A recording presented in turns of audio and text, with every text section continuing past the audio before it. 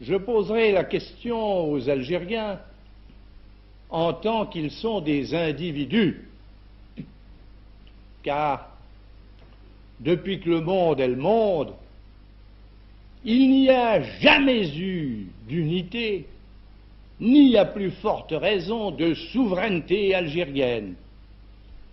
Carthaginois, Romains, Vandales, Byzantins, Arabes de Syrie, Arabes de Cordoue, Turcs, Français ont tour à tour pénétré le pays sans qu'à aucun moment et d'aucune façon il y ait eu un État algérien. اجي واش بصح التاريخ ديال الجزائر غادي يبدا الا من بعد من الاستقلال؟ هذا التصريح هذا ديال الرئيس الفرنسي الراحل شارل دوغول تأدي بالكثير انه اعتقد بانه التاريخ ديال الجزائر قبل من 1962 هو فقط واحد التاريخ ديال الاستعمار والاحتلال. فاليوم سيدنا غادي نقترح لكم واحد الموضوع اللي قليل ما تيتم المناقشه ديالو وبالخصوص عندنا في المغرب، واللي هو التاريخ ديال الدوله الجزائريه اللي عمرات كاع شمال افريقيا طيله القرن 10 و11 بما فيها المغرب الاقصى. فكيفاش تاسست هذه الدوله هذه؟ شنو هما اهم المراحل اللي غادي تدوز منها؟ وشنا هي العلاقه ديالها بالمغرب الاقصى؟ هادو هما الاسئله اللي غادي نجاوبوا عليهم في هذه الحلقه هذه.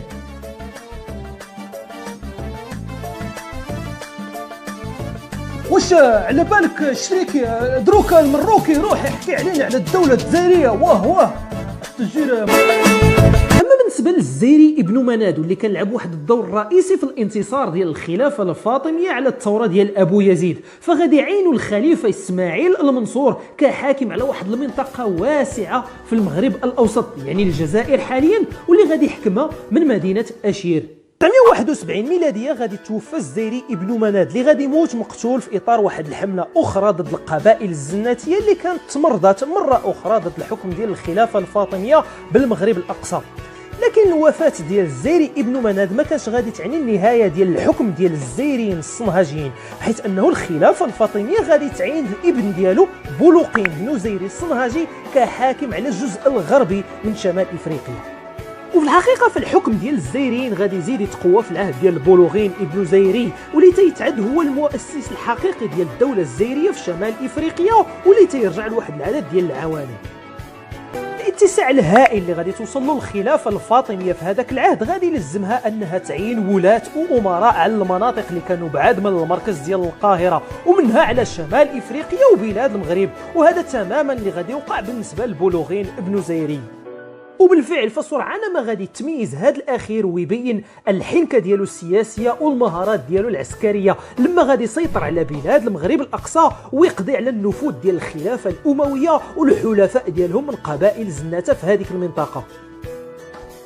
وهذا الانجاز هذا بالذات هو اللي غادي يجعل الخلفاء الفاطميين انهم يوضعوا الثقه ديالهم على بولغين ابن زيري اللي غادي يكسب التقدير بل الاعجاب ديالهم، لدرجه انهم غادي يعينوه كامير على جميع الغرب الاسلامي على مناطق شاسعه تتراوح ما بين طرابلس غرب ليبيا حاليا الى حدود المغرب الاقصى. بل اكثر من ذلك انهم غادي يلقبوه هذوك الالقاب اللي غادي يصبح مشهور بهم ابتداء من هذاك العام، واللي هما ابو الفتوح سيف الدوله.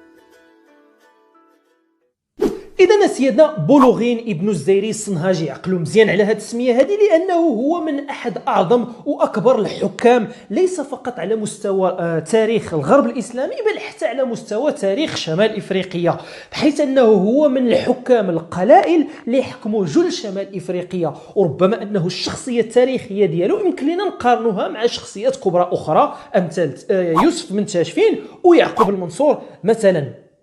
لكن كيف ما جرت العاده بالنسبه لكل ما يتعلق بتاريخ الخلافه الفاطميه، واللي تنذكركم كانت متابعه المذهب الشيعي الاسماعيلي، غادي يتم الطمس ديال تاريخ الدوله الجزائريه، الشيء اللي تيفسر الظهور الباهت ديال بولغين بن زيري في كتب التاريخ، واللي تيفسر كذلك انه واحد الشخصيه اللي ما معروفاش بزاف لدى المغاربه خارج نطاق الجزائر بطبيعه الحال، وخارج الناس اللي عندهم درايه بالموضوع. غادي تعرف الدولة الزيرية في العهد ديال بولوغين ابن زيري واحد النوع من الاستقرار اللي غادي ينتج عليه واحد الازدهار كبير على جميع المستويات الاقتصادية الفكرية وحتى الحضارية، بحيث انه العديد ديال المدن غادي يعرفوا واحد التطور ملحوظ، امثال مدينة اشير مثلا اللي غادي تصبح هي العاصمة ديال الدولة، وكذلك المدن ديال القيروان وديال تيلمسان اللي غادي يعرفوا واحد النهضة الفكرية الأكيدة. كذلك بولوغين بن زيري هو اللي غادي يأسس هذيك المدينة الصغيرة على الساحل الشمالي من الدولة ديالو في المناطق اللي كانوا تابعين للقبائل الأمازيغية ديال أيتم الزغناي، واللي غادي تصبح معروفة لدى المؤرخين والجغرافيين ديال هذاك الزمان باسم الجزائر بنو مزغنه. فهاد المدينة الصغيرة ديال الجزائر بنو مزغنه هي اللي غادي تكبر وتطور طيلة القرون اللاحقة وتصبح هذيك المدينة الكبيرة اللي تنعرفوها اليوم باسم الجزائر العاصمة، واللي غادي تعطي الاسم ديالها للبلاد بكامل.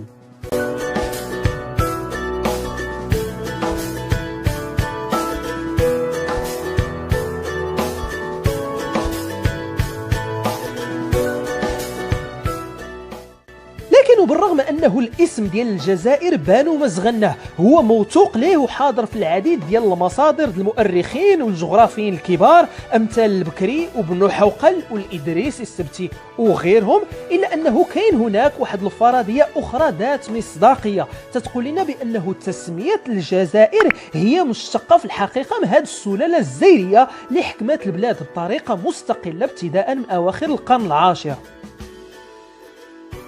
فالأدلة على هذه القضية هذه متعددة، أولها أنه المؤسس الحقيقي والأول ديال المدينة هو بولوغين ابن الزيري، ثانيا أنه ما كاين حتى شي جزيرة ذات أهمية ما عدا بعض الصخرات الصغيرة على الساحل الجزائري، ثالثا وبالرغم أنه بالعربية تتكتب بالجزائر بالجيم إلا أنه الأغلبية الساحقة ديال الناس تتنطقها بالدزاري يعني بالدال والزين. غادي توصل الدولة الزيرية في العهد ديال بولوغين ابن زيري لأقصى التوسع ديالها، بحيث أنه لما غادي توفى في 984 للميلاد فالابن ديالو المنصور اللي غادي يخلفوا على الحكم غادي يفقد السيطرة على المغرب الأقصى اللي غادي يرجع تحت الحكم ديال القبائل الزناتية وبالتحديد تحت الحكم ديال القبائل المغراوة. من بعد من العهد ديال المنصور بن بولوغين غادي تنقسم الدولة الزيرية إلى دولتين مستقلتين ومختلفتين، ولو أنها غادي تربطها علاقات ودية على أساس أنهم كانوا بزوج من سلالة زيرية.